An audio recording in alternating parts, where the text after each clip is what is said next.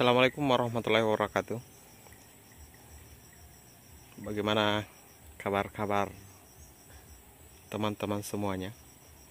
Ya, pada kesempatan kali ini kita akan melihat pertumbuhan porang di bawah semi naungan. Pada tanaman porang kali ini kita akan mencoba mereview bagaimana katak-katak yang dihasilkan dari tanaman porang kita dari umbi porang mini ya.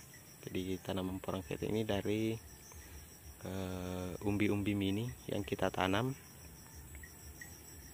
Jadi pertumbuhannya itu bervariasi. Seperti pada tampak layar ini kita lihat ada yang sudah bertunas kedua, ada pula yang masih bertunas tahap 1. Untuk tanaman kita ini dia sudah menghasilkan katak yang cukup besar, kawan. Coba kita lihat kataknya, sangat-sangat besar. Kemudian menghasilkan beberapa biji katak. Coba kita hitung 1, 2, 3, 4, 5, 6. Jadi ada 6 biji katak yang dihasilkan dari satu pohon. Itu untuk pohon atau tunas pertama, kawan-kawan. Nah, untuk tunas keduanya sendiri dia belum menghasilkan biji katak. Kita cek tanaman porang yang lain apakah sudah menghasilkan biji katak. Nah, ini juga sudah menghasilkan biji-biji katak.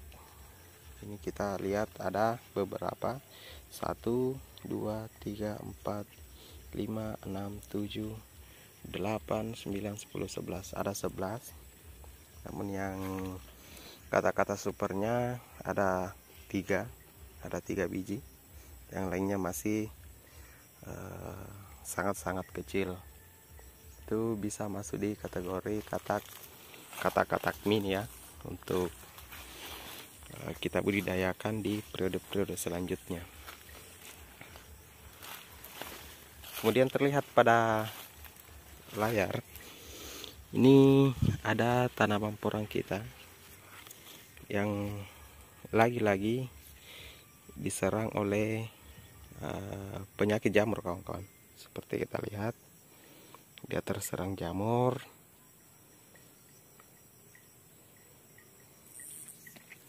Namun kita bersyukur karena kataknya sudah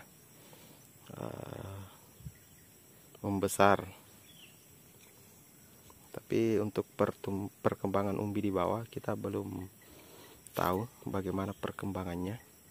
Mudah-mudahan umbinya tidak terserang oleh penyakit jamur, kemudian bisa kembali tumbuh tunas susulang atau tunas baru.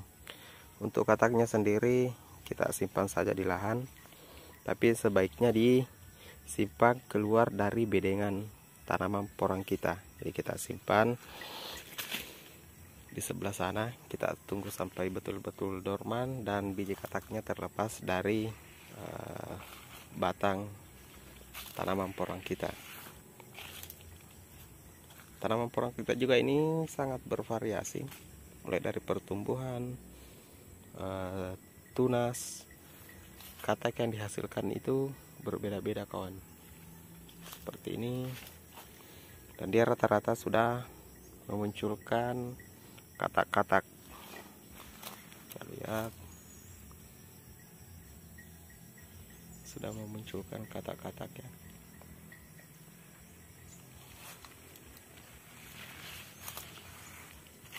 Pertumbuhannya pun tidak seragam. Jadi misalnya kita lihat pada tanaman porang kita yang ini, dia dari satu umbi menghasilkan 2 tunas. Jadi satu umbi itu tumbuh tunas dimana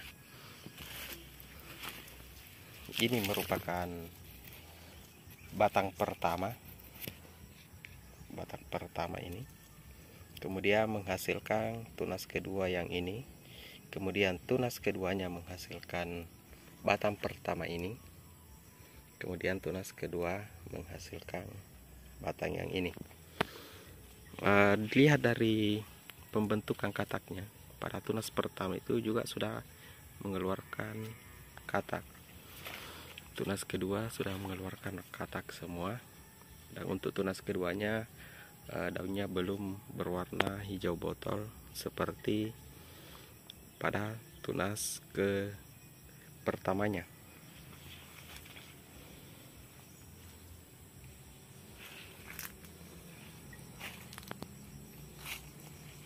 Jadi di lahan ini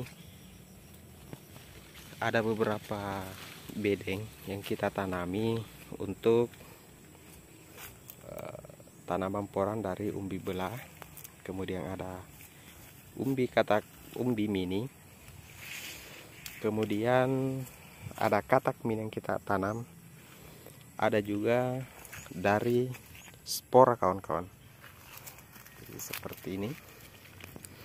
Di antara tanaman satu dengan yang di sini, itu di antaranya kita sisipkan atau kita tanam spora seperti ini kawan-kawan. Ini dari spora. Namun jika dilihat pertumbuhan dari tanaman spora sesuai pengamatan di lahan, jika ditanam di bawah tanpa naungan itu pertumbuhannya tidak terlalu signifikan kawan-kawan. Mungkin karena terkena sinar matahari langsung sehingga pertumbuhannya kurang begitu maksimal. Sedangkan untuk umbi-umbi yang lain itu pertumbuhannya cukup luar biasa kawan ya. Jadi rata-rata sudah menghasilkan katak-katak yang cukup besar.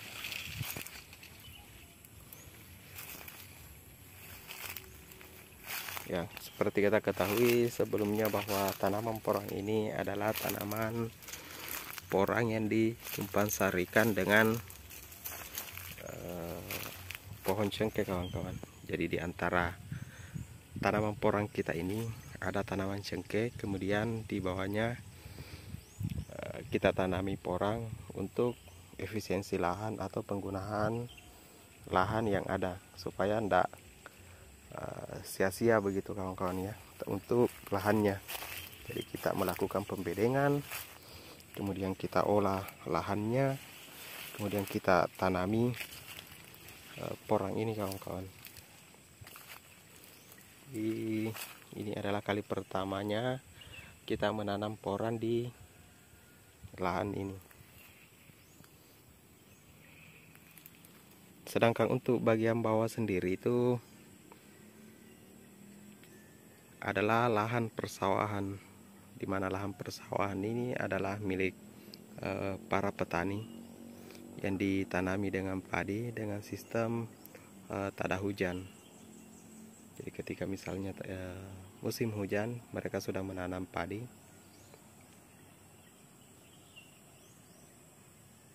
Ini murni tada hujan kawan-kawan. Jadi pertumbuhan padi di sini juga betul-betul bergantung pada hujan.